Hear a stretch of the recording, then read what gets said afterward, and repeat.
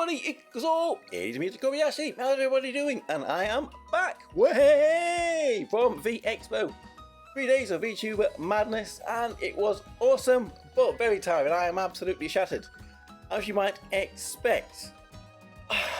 But being away for all of that time means I missed a lot going on in Princess Connect with this last weekend, the live stream.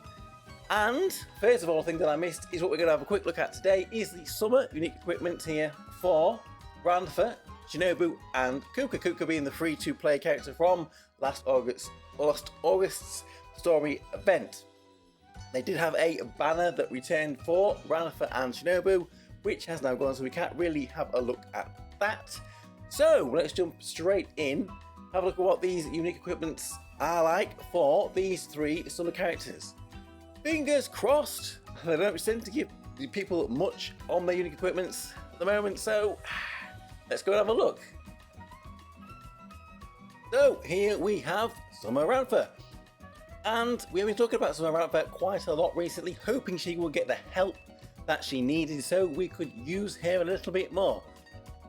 Well, as this happened with her unique equipment here, this is her unique equipment. It increases her hit points and her magical attack when you level it up. Also improves her skill 1. So let's have a look at her skill 1 here. Anything that is highlighted in red has been added or changed. As you can see here, there is not a huge amount. She has got 2 times number of targets, which will be allies, extra magical crit damage. So magical crit damage times 2 for friendly targets, which is nice to have, but it's not a very big improvement here. The hit points that she gets from her unique equipment, I mean, I've never really seen her die too much. I don't think her tankiness was ever a problem, being that she was quite far back. She's never really at the front. Maybe she never died because we never really got the chance to use her. The magical attack though will be nice to have, although again she was never really the biggest damage dealer. So all in all, I would say that this unique equipment for Ranfa really hasn't given her a lot. She's marginally better than she was, but what she really needed was a running partner, a partner in crime, a magical DPS on the water team, preferably an AoE, because that is what she is. And we had high hopes for Hamare, but as we know, Hamare has been announced and she's on the dark team. We had high hopes for Misora, who is on the wind team. I think it's maybe a little bit more egregious with Hamare because Hamare's kit, we've seen their kit, and probably what Ranfa needed. She does have AoE damage, this new summer Hamare, but they put her on the dark team. Now, I mean, I'm not going to go on to a bit too much of a rant here, but I'm really not happy with the way that they are implementing the elemental teams. They were supposed to be doing balancing. Why can't they just put Hamare on the water team where she's needed? Why did they have to put her on the dark team, which was already very capable on the magical side? Anyway, that's enough about that. We're looking at Ranfa now. Maybe we have to do a whole video on the elemental teams and how it's been implemented. Anyway, there we go. That is Summer Ranfa. She has got a minimal buff.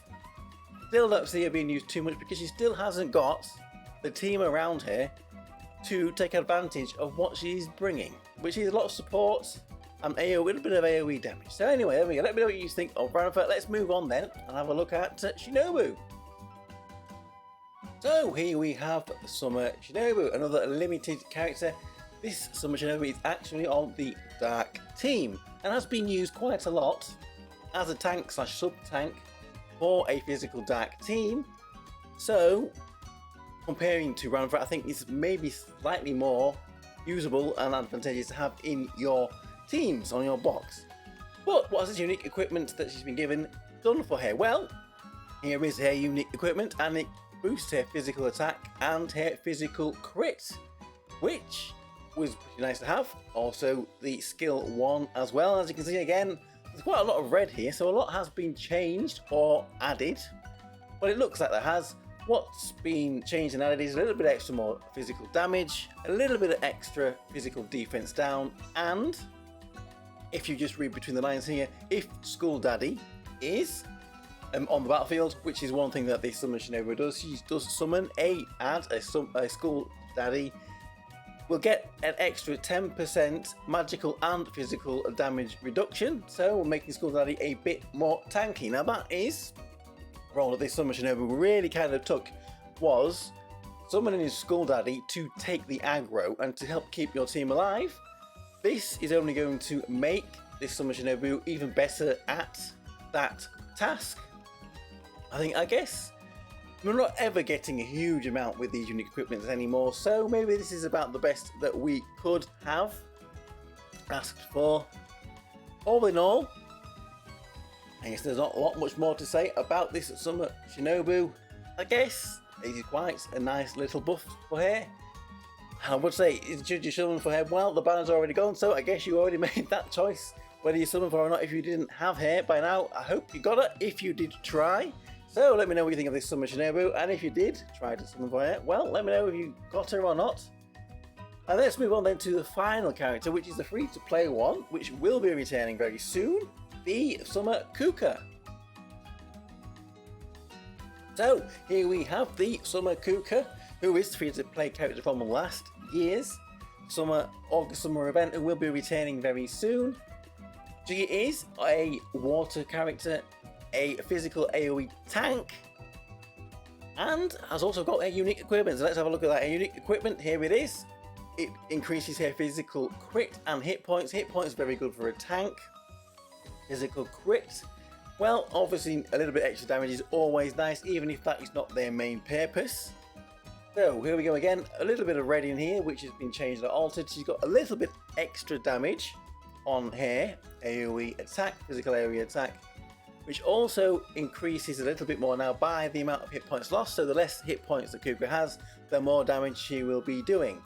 She has also been given a stun. I don't think this stun is going to be any use for PvP. On a Union base, it's not going to be fired off very quickly.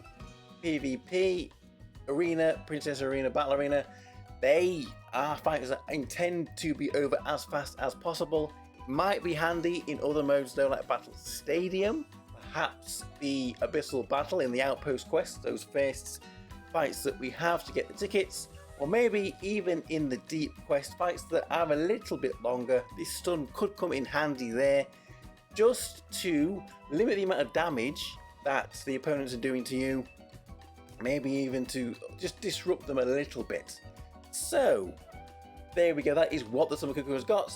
The other problem that Summer Kukka has got is there is a lot of competition on her team. On the water physical team, there are 3, I believe, AoE physical tanks. You've got this Summer Kukka, you have got the New Year's Ray, who has got a 6-star, and you've also got the Summer Shinobu, which means there is quite a bit of competition there. Perhaps the others might be a better choice, but since she's free to play and you're going to get the shards from the story event when it returns, there is no reason why you shouldn't put this unique equipment on her, and then maybe she might find a little bit of a use. So let me know what you think of Summer Kukka and all of the others on the unique equipments that they have got. We will have a look at the rest of everything that has been announced over this last weekend that I have missed out on over the next coming days, so please look out for that. I am Tokkuri Yashi. Thank you very much for watching, everybody, and I will see you all again for another video. Bye bye bye bye bye. Hey hey.